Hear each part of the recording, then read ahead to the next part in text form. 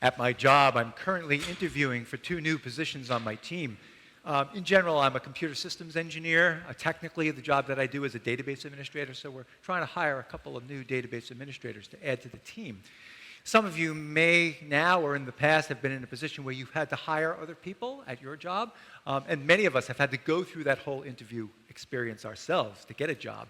It's very interesting. Of course, what happens is a person applies and they kind of pass through the first steps, and the HR department looks over the resume, and then the resume and the person are sent to me. And so I'll get into a little question and answer session. And so I always start with just trying to welcome the person and then say, okay, start to question them about their background. Try to make sure that what they've said on their resume, they were able to repeat and that they're telling the truth of their experience. Then we got to dive a little deeper. We're going to learn a little bit more about that person and what he or she has done. What kind of experiences have they had? How have they solved technical problems? It's a technical interview. What's their philosophy on working? And can they be part of a team? And all these kinds of questions. And it's you get to probe deeper and deeper into who the person is. And what's also interesting is the person being interviewed is kind of doing the same thing to us through me, Is this guy who's going to be my boss, what's he all about? And what's his company all about?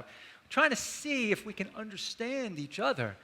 And we're trying to find a way to fill this position. So we're trying to choose somebody by looking deeply into this person to see who this person is. And isn't this kind of what's going on in the first reading that we heard from the first book of Samuel? The Lord needs to replace King Saul. King Saul's been fired. He hasn't done a good job, right? And so, of course, Samuel was sent out by the Lord to go to Jesse to see his sons. And as you know, Samuel goes and actually looks at and kind of interviews 7 sons, checks them out, and no, the Lord said, this is not the next king of Israel. And of course, they call David, and David is the one. And we learn why. God is love. God's heart is love. God looks into the heart of David and sees something, right? And so calls David to be the one who'll be the king of Israel. Looks into the person, as we hear, because the Lord looks to the heart, not at the appearance. And Jesus continues that in his gospel today. We actually heard the entire 9th chapter of John's gospel. And the reason why I chose to read the whole thing is for us to really appreciate what was going on. After the man born blind had been given his sight by Jesus, listen to all the people and what they were saying and how they were arguing with the divisions and how so many people could not believe that this was the Son of God before them with their eyes, with their sight that they've had since birth. How ironic that is. And yet this man born blind was able to see. By the way, this is a very important theme throughout John's gospel about who will come to believe that Jesus is the Son of God, come to save the world, and who would not believe. And so they're all caught up in this. And many people are not able to use their sight to really see who Jesus is and to look into the heart of this beggar, right, who was a humble beggar and received this gift of sight from Jesus.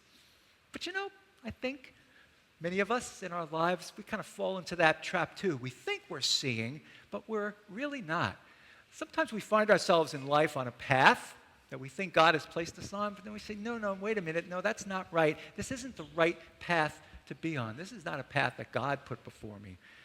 Sometimes we look at others and we judge them, don't we? We look at people, maybe their culture, their background. We look at the surface, and we sometimes judge people before we really get to know who they are, and we don't give them a chance. So what can we do? We got to go to the pool of Siloam. We have to go back to Jesus and let Jesus refocus our eyes. We need to go back to him and remember that Jesus teaches us that every one of us comes from God. Every one of us is made in the image and likeness of God. Everybody in our family, our neighbors, the people that we don't get along with, even our enemies are all persons of God and are all given at their birth goodness inside of them. And so when our eyes can be refocused, we can then see a little bit more clearly and understand that there's more to persons than just what we might initially perceive. We got to go deeper. We got to go into the heart of everyone, especially those who we don't agree with. We have to use our eyes truly to see. Now, if we're using our eyes correctly today, you'll notice that Father and I are wearing our rose vestments. And Father gave a hint to this at the beginning of Mass today. He told us that it's the fourth Sunday of Lent, and it's a Sunday of rejoicing. We call it Laetare Sunday, because Laetare is the Latin word for rejoice. And the opening antiphon to the Mass, if it is said, is the first line. It comes from Isaiah chapter 66, verse 10. Rejoice, Jerusalem, and all you who love her. So we are to rejoice today. Why? How can we rejoice today? I'll tell you why. We rejoice because we're halfway through Lent. We've actually made it halfway through Lent, half to go till we get to Easter. We rejoice because, well, maybe our Lenten journey so far hasn't quite been what we expected it to be. Maybe it's been a little bumpy. Maybe we just haven't done what we would like to do spiritually.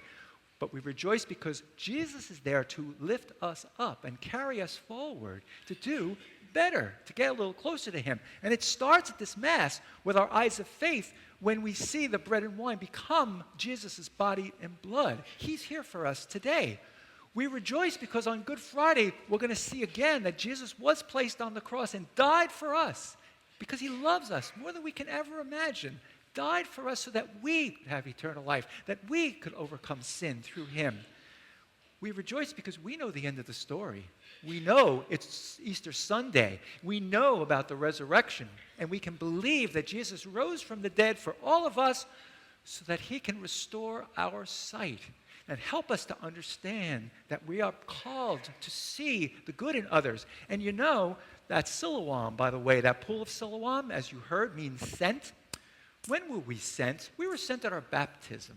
That first sending of ours, where we were anointed, like David was anointed, sent out into the world. And again, sometimes we don't see quite right, and we get off the path, so we need to be sent back out into the world after our encounter with Jesus to be able to see a little bit better, to see the goodness in those around us. And so, my dear brothers and sisters, today we're called, first of all, to recognize that God does look to the heart. God looks past the surface.